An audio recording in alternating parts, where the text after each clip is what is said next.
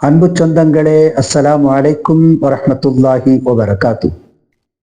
ஒரு நபித்தோழர் ஒரு முறை நபியிடத்திலே வந்து, இஸ்லாமிய மார்க்கத்திலே வேறு எந்த உபதேசமும் தேவைப்படாத அளவிற்கு இருக்கக்கூடிய ஒரு உபதேசம் செய்யுங்கள் என்று கேட்டபோது, நபிகள் நாயகம் ஸல்லல்லாஹு அலைஹி வஸல்லம் சொன்னாங்க, குல் ஆமன்து பில்லா சும்மஸ்தகிம்.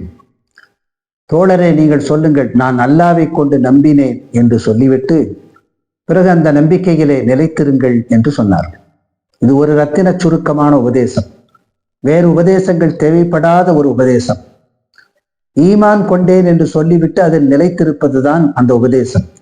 ஈமான் என்றால் என்ன, அதில் நிலைத்திருப்பது என்பது என்ன என்று பார்க்கலாம்.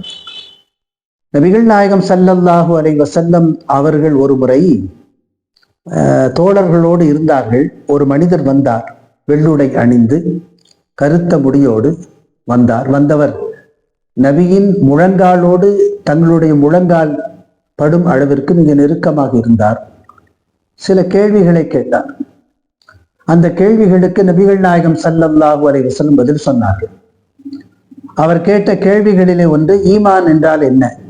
நபிகள் நாயகம் ஸல்லல்லாஹு அலைஹி வஸல்லம் சொன்னாங்க, ஈமான் என்பது அல்லாஹ்வை நம்புவது, மலக்குமார்களை நம்புவது, வேதங்களை நம்புவது, ரசூல்மார்களை நம்புவது, மறுமை நாள் இருக்கிறது என்று நம்புவது, கலா கதிர் இருக்கிறது என்று நம்புவது, இவைகளை நம்புவதுதான் என்று நபிகள் நாயகம் ஸல்லல்லாஹு அலைஹி வஸல்லம் சொன்னாங்க. இந்த கேள்விகள் கேட்டு நபிகள் நாயகம் ஸல்லல்லாஹு அலைஹி வஸல்லம் பதில் சொல்லுகிற போது அந்த கேள்வி கேட்டவர் ஆம் சரிதான் என்று சொல்லுகிறார்.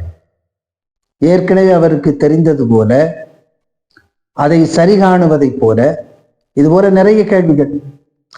இஹ்சான் என்றால் என்ன, பிறகு மறுமை நாளுடைய அடையாளங்கள் என்ன, இப்படி பல கேள்விகளை கேட்கிறார். இஸ்லாம் என்றால் என்ன, ஈமான் என்றால் என்ன, மறுமை நாளினுடைய அடையாளங்கள் என்ன, இஹ்சான் என்றால் என்ன என்று சொல்லி அவர் பலதரப்பட்ட கேள்விகளை கேட்கிறார். அந்த கேள்வியிலே ஈமான் என்றால் என்ன என்பதும் ஒன்று.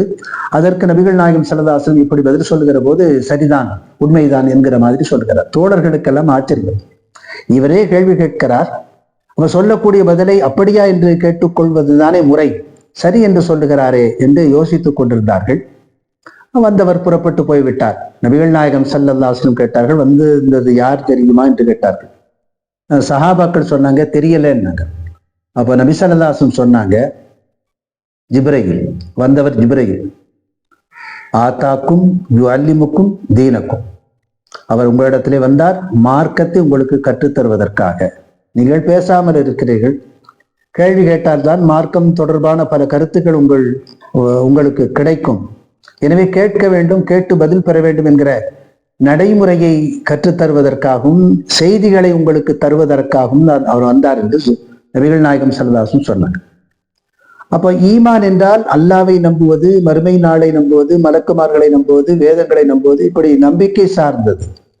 அது மட்டுமல்ல, ஈமானுக்கு இன்னொரு விளக்கமும் சொல்வார்கள். ஈமான் என்றால் உள்ளத்தால் நம்பி, நாவால் மொழிந்து, உடல் உறுப்புகளால் நல்லறங்களாக வெளிப்படுத்துவது.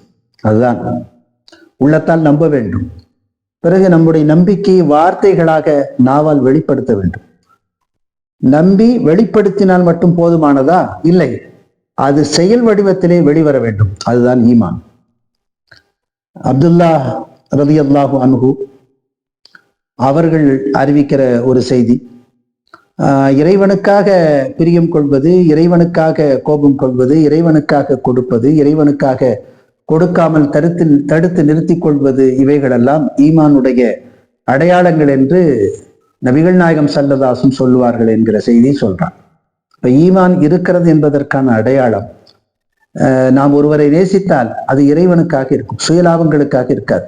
இவர் வேண்டியவர், நமக்கு உபகாரம் செய்பவர், நமக்கு பக்கத்து வீட்டுக்காரர், நம்மோடு வேலை செய்கிற மனிதர் என்று இந்த உலகியல் அடையாளங்களுக்காக அவரை நேசிக்காமல் இறைவனுக்காக நேசிப்பது. ஒருவரை வெறுக்கிறோம் என்று சொன்னால் சுய விருப்பத்திற்காக அல்ல. அந்த வெறுப்பு என்பது இறைவனுக்கு பிடிக்காத காரியங்களை செய்கிறார், எனவே வெறுக்கிறோம். ஒருவருக்கு கொடுப்பதும் அப்படித்தான், ஒருவருக்கு கொடுக்காமல் இருப்பதும் அப்படித்தான். இதனுடைய மைய புள்ளியாக இறைவன் இருப்பது, இதுதான் ஈமானுடைய அடையாளம். எனவே இந்த அடையாளங்களை மேற்கொள்ள வேண்டும். இந்த ஈமான் மட்டும்தான் மறு உலகத்தில் நமக்கு வெற்றி தரக்கூடிய ஒரு செய்தி. மற்றபடி உலகத்திலே எவ்வளவு நல்ல மனிதர்களாக இருந்தாலும் சரி, அந்த நன்மைக்கு அவர்கள் செய்த நல்லறங்களுக்கு உலகத்தில் கூலி வழங்கப்பட்டு அந்த கணக்கு இங்கேயே தீர்க்கப்படும்.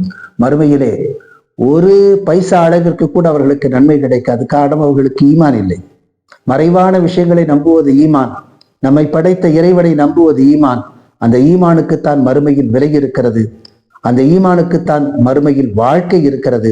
எனவே ஈமானை புரிந்து கொண்டு ஈமானுடைய வழியில் நடப்பதற்கு நாம் முயற்சிக்க வேண்டும்.